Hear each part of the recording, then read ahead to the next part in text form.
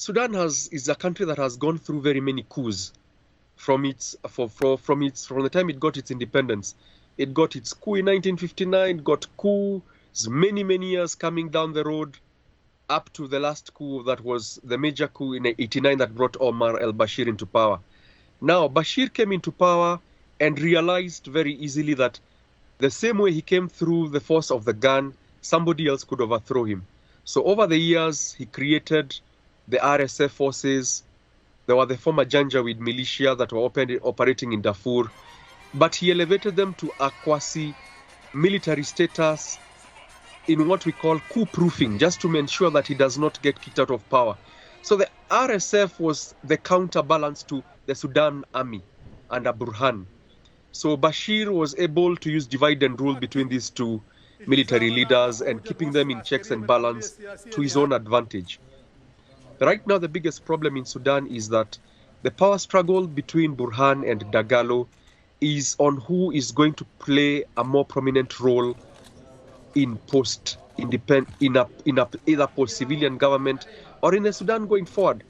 My analysis on the issue is that what is disturbing these two leaders is that they are not sure of the role they will play going forward in the governance of Sudan.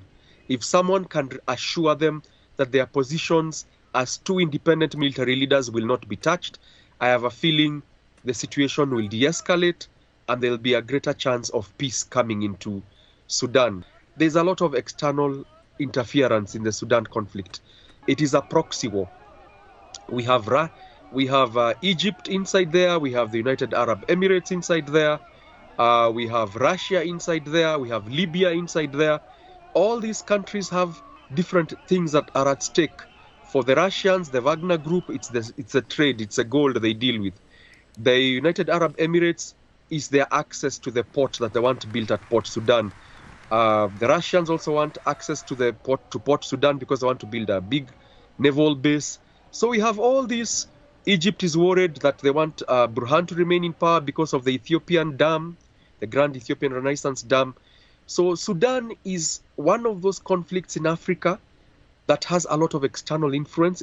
That's an interesting angle that you bring in. When you look at the players who are already there, they're all there for a reason. And so how are they going to be kicked out? There's no army, no force that can literally go in there and try to stop these guys.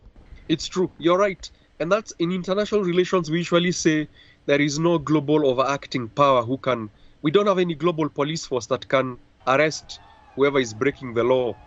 This needs to come, this is concerted effort. I believe with or without the veto power, I believe the UN Security Council, taking up this matter seriously, can decide to pass very serious resolutions that can have far-reaching implications, especially on Libya, Saudi Arabia, United Arab Emirates. Russia is a different ballgame. I understand they are a veto power and they are a great power in their own right.